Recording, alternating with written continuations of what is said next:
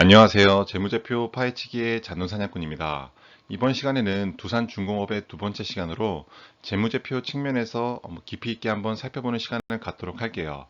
준비되셨으면 바로 시작해 볼 텐데요. 시작 전에 구독과 좋아요 그리고 댓글은 사랑입니다. 감사합니다.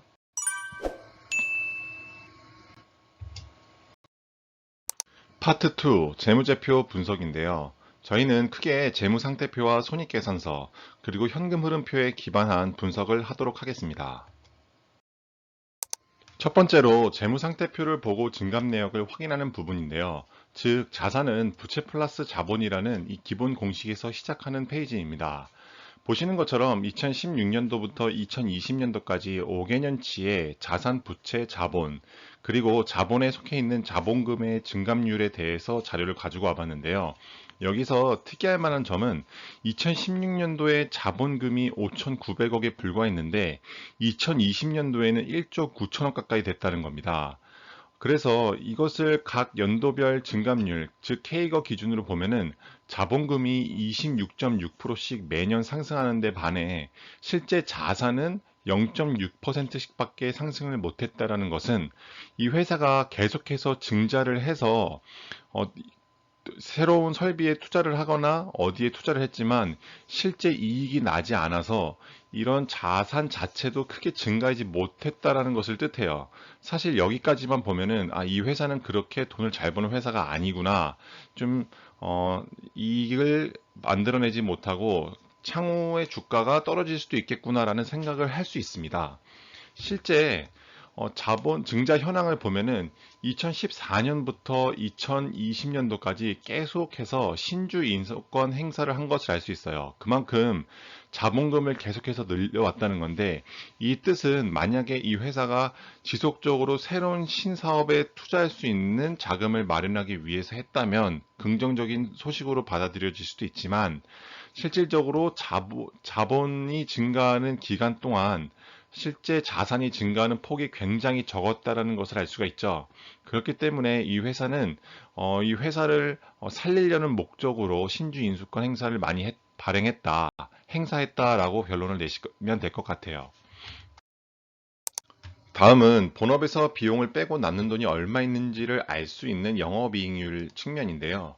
2016년도부터 2019년도까지는 5.7%로 시작해서 6.9%대를 유지하는 것을 알 수가 있어요. 하지만 2020년도 때에는 코로나 여파로 아마 예측을 해볼 수 있겠지만 매출은 전년 대비 큰 차이를 보이지 않았지만 영업이익이 굉장히 많이 곤두박질 치는 것을 알 수 있습니다. 그래서 2020년도에는 영업이익률이 고작 1%밖에 되지 않는데요. 다시 말해서 매출을 일으켰는데 이 돈의 대부분이 비용으로 나가서 실제 번 돈은 거의 없다라고 결론을 내리실 수가 있을 것 같아요. 매출에서 외상 비중이 얼마만큼 되는지를 알 수 있는 매출 채권 및 기타 채권의 비중인데요. 2016년도에는 32.1%를 차지하고 있었을 때 2020년도에는 27%에 불과한 것을 알 수 있습니다. 다시 말해서 약 5년 동안 매출 채권의 비중이 5%가량 떨어졌다는 뜻이 되고 그 뜻은 매출 채권의 비중이 줄었다는 뜻이고 결과적으로 현금성, 즉 현금으로 빠르게 전환이 돼서 회사에 돈이 들어온다는 뜻으로 해석을 할 수가 있을 것 같아요. 하지만 보시는 것처럼 27%라는 매출 채권의 비중은 매출액 대비 너무 높다라고 평가를 할 수가 있을 것 같아요. 다시 말해 100원의 매출을 발생시키면은 그 중에 270원은 나중에 줄게라고 하는 매출 채권이 되는데요. 지금 수치 추세상으로 봤을 때는 그 비중이 점차 줄어들고 있지만 절대적인 수치는 아직 높은 비중을 차지하고 있다라고 결론을 내리실 수 있을 것 같아요. 실제 K거 기준으로 보면은 매출액 비중이 2%씩 매년 증가할 때 매출 채권 및 기타 채권은 마이너스 2%씩 감소해서 이러한 결과치를 냈다고 보실 수가 있을 것 같아요. 재고자산 증감 여부입니다. 매출액과 재고자산 그리고 재고자산의 회전 기간을 알아보는 페이지인데요. 우선 2016년도에는 재고자산의 회전 기간이 51일 정도가 됐었는데 2017년과 2018년에 걸쳐서 46일, 45일까지 떨어진 것을 알 수 있어요. 하지만 2019년도에 반등을 해서 2020년도에는 2016년도와 거의 비슷한 약 50일 정도가 회전 기간으로 나타나지는 것을 알 수 있어요. 재고자산 회전 기간이 낮을수록 그만큼 재고자산이 빠르게 팔려 나간다는 뜻이 되기 때문에 이 수치가 높을수록 안 좋다라는 뜻이 됩니다. 그러면 영업순환 주기에 대해서 한번 살펴보겠는데요. 영업순환 주기라는 것은 재고자산이 얼마나 빨리 소진이 되고 실제 매출 채권이 얼마만큼 빨리 회수가 되는지를 총 모든 기간을 합친 값이 영업순환 주기인데요. 이 영업순환 주기가 짧을수록 회사는 점차 빠르게 돈을 회수할 수 있고 재고자산도 적정 가치로 유지하기 때문에 재고자산에서 발생하는 평가 손실도 줄일 수 있다는 장점이 있습니다. 2016년도에는 이 재고자산과 매출 채권을 다 더한 영업순환 주기가 112일이었지만 2018년도와 2019년도에 이어서 소폭 하락했지만 다시 2020년도에 반등을 해서 이 영업순환 주기가 100일을 된 것을 알 수가 있어요.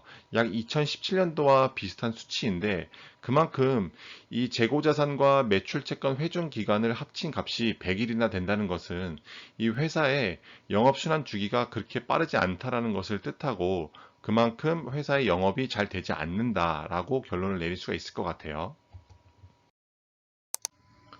제품을 만들려면 생산시설이 있어야 하는데요. 우리는 그것을 유무형 자산으로 표시합니다. 실제 두산중공업의 2020년도 유형자산과 무형자산의 비중을 보면은 각각 41%, 45.6%인 것을 알 수가 있는데요. 여기서 조금 눈여겨볼 만한 거는 유형자산의 비중보다 무형자산의 비중이 더 높다라는 것입니다. 실제 왜 그런지를 한번 살펴볼게요. 우선 유형자산을 보면은 토지 같은 경우는 감가상각을 하지 않는다고 말씀드렸고 건축 및 구축물, 기계장치, 기타 유형자산, 건설적인 자산 등이 취득을 했기 때문에 이 기초에 있던 유형자산의 비중보다 기말의 유형자산의 비중이 점차 증가했다는 것을 알 수가 있고요. 그러면 무형자산은 왜 이렇게 높은 비중을 차지하는지를 살펴보면은 그 이유는 바로 영업권에 있습니다. 영업권이라는 것은 회사가 다른 회사를 사들여 올 때, M&A를 할 때 그 회사의 적정 가치보다 더 프리미엄을 주고 사오잖아요. 그 초과해서 지불한 금액을 영업권으로 계상을 하고 이것을 상각을 하는 경우도 있고 안 하는 경우도 있는데 보시는 것처럼 상각 부분이 마이너스 0인 것을 보면은 이 영업권은 지속적으로 가지고 갈 것으로 예상이 됩니다. 여기서 또 하나 눈여겨볼 만한 점은 개발비라는 건데요. 이 개발비라는 것은 회사가 새로운 제품이나 상품을 개발할 때 그 개발 비용을 자산화시켜서 매년 감가상각처럼 조금씩 상각하는 것을 말해요. 이렇게 개발비로 이렇게 비용을 자산화 시켜버리면은 실제 단기 순이익이나 단기 순손실을 적게 이익을 조금 더 부풀리는 효과를 발생할 수 있다라는 장점이 있지만 사실 주주나 우리 같이 투자를 하는 입장에서는 이 개발비를 너무 많이 이렇게 자산 처리하는 것은 좋은 신호는 아니라고 볼 수 있습니다. 그러면 실제 이 회사가 개발비를 얼마만큼을 무형자산을 하고 실제로 비용으로 처리하는지를 보면은 무형자산으로 하는 비중이 더 높다라는 것을 알 수가 있고 그만큼 이익을 과대 계상할 수 있는 여지가 있을 수 있다라는 것이죠. 2016년부터 2020년도까지 손익계산서의 항목별 증감률을 살펴볼게요. 매출액에서 매출 원가를 빼면은 매출 총이익이 나오고요. 그 값에서 판관비를 빼면 영업이익이 나옵니다. 그 외에 영업 외의 수익과 영업의 비용을 더하고 빼면 당기 순이익이 나오는데요. 우선 매출액은 1.6%가 상승을 한 것을 알 수 있어요. 5년 동안 1.6%밖에 상승을 하지 못했다는 것은 사실 이 회사가 매출액에서는 아주 정체되어 있다고 볼 수가 있을 것 같아요. 하지만 매출 원가는 더합니다. 같은 기간 동안 1.6% 이상을 상승하면 안 되는 건데 1.6, 2.6%나 상승을 했으니 매출 총이익은 더 큰 폭으로 떨어진 마이너스 3.3%인 것을 알 수가 있고요. 판관비의 경우도 매출 원가처럼 매출액을 뛰어넘는 판관비가 발생했기 때문에 실제 이 회사의 영업이익은 훨씬 더 크게 곤두박질 친 것을 알 수가 있어요. 당기순이익은 많이 올랐네 라고 보시면 안 되는 게, 당기순이익 자체는 계속해서 마이너스였기 때문에 이것은 그냥 기저효과로 인한 퍼센트라고 보시면 될 것 같아요. 현대중공업에서 실제 창출한 현금을 주주에게 나눠주는 배당 현황인데요. 보시는 것처럼 2016년도에 한 주당 440원을 배당한 이후로, 그 이후로 단 한 번도 배당을 하지 못했습니다. 그 이유는 뻔하죠. 이익잉여금이 발생하지 않았고, 그렇기 때문에 회사에 잔고가 없으며, 지금 계속해서 5년 동안 증자를 한 것을 앞선 시간에 살펴보았습니다. 그만큼 회사의 재정적인 상태가 굉장히 안 좋은 상태라는 것을 예측해 볼 수 있을 것 같아요. 회사 통장에 얼마만큼의 돈이 들어왔는지를 알 수 있는 영업활동 현금 흐름인데요. 영업활동 현금 흐름은 당기순이익과 비교를 해야지 조금 더 확실하게 보이기 때문에 한번 비교를 해볼게요.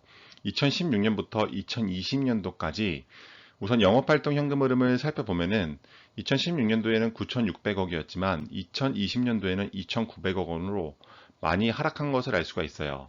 영업 활동 현금 흐름의 추세가 하락할 때 당기 순이익은 마이너스 폭이 점차 커졌는데요. 2016년도에는 마이너스 2,100억 원이었는데 2020년도에는 마이너스 8,300억 원을 찍은 것을 알 수가 있어요.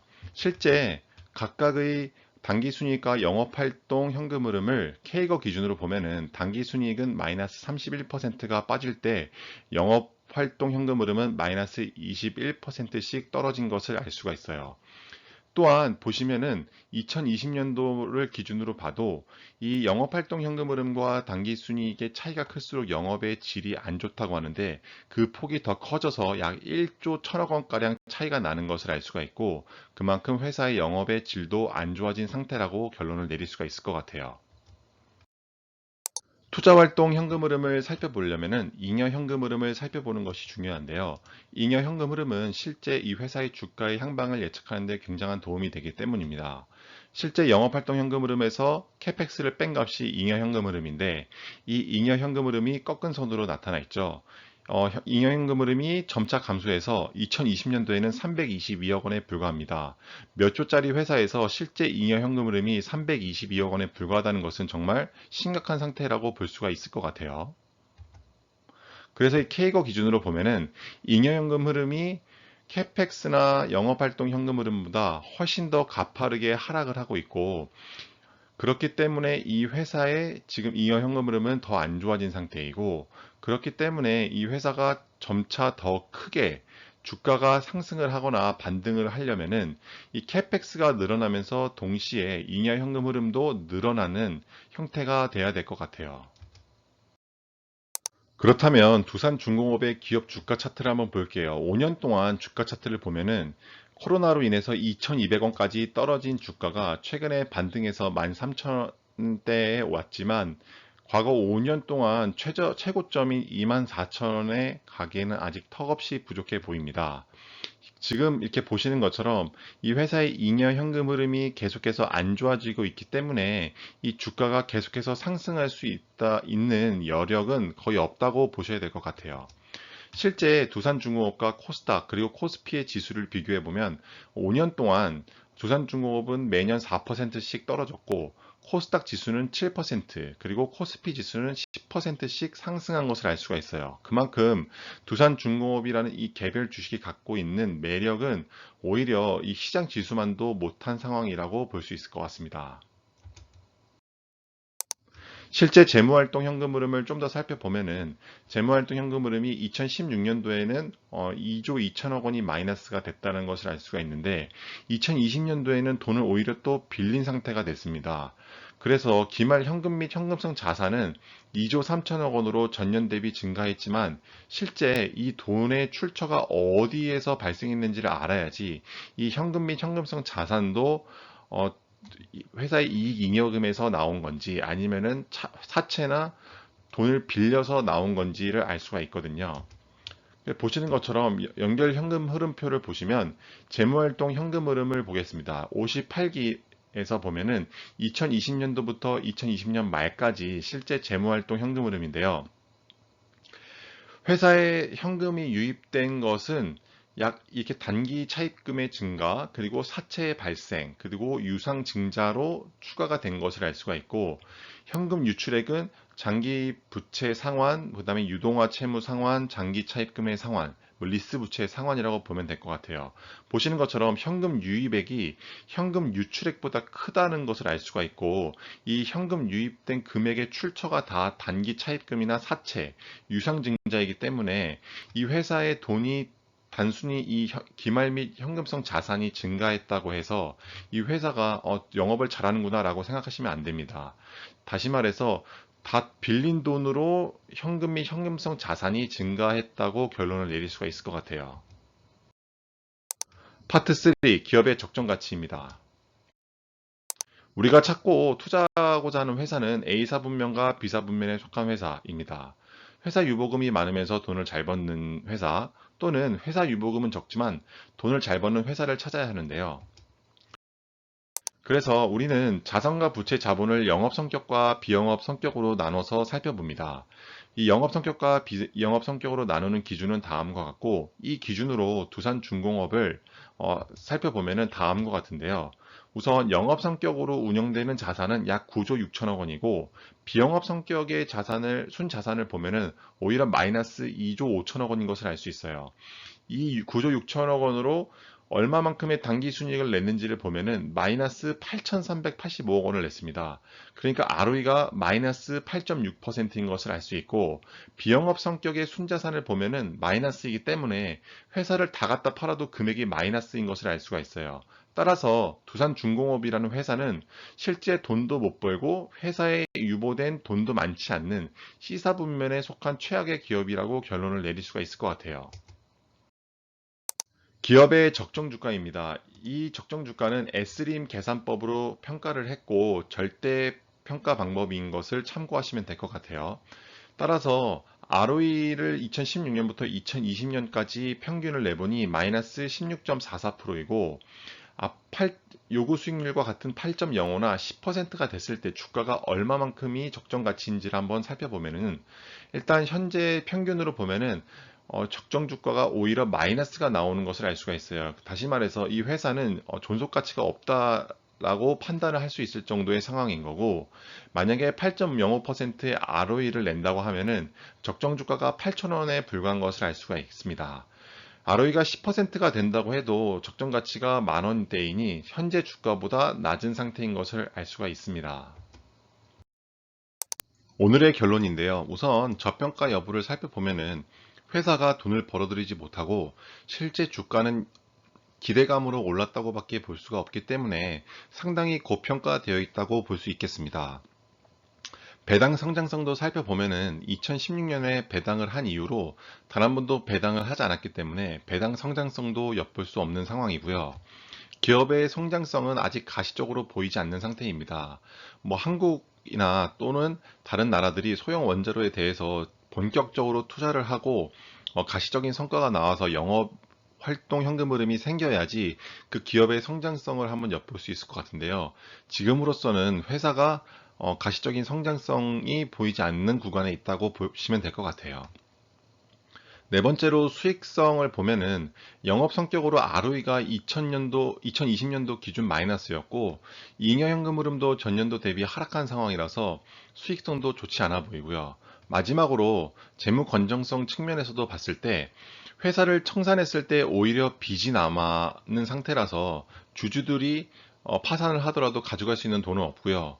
유보된 현금성 자산은 2조가량이 되나 모두 다 차입금과 사채로 충당한 것을 보면은 재무 건전성도 안 좋다고 보시면 될 것 같아요. 따라서 제 의견은 이 주식을 계속 갖고 있는 것은 조금 위험할 수 있다라고 판단이 되고, 점수는 한 20점 정도 될 것 같습니다. 지금까지 저의 두 번째 분석 영상을 봐주셔서 감사드리며, 해당 영상이 도움이 되셨다면 구독과 좋아요 그리고 댓글 부탁드리겠습니다. 감사합니다.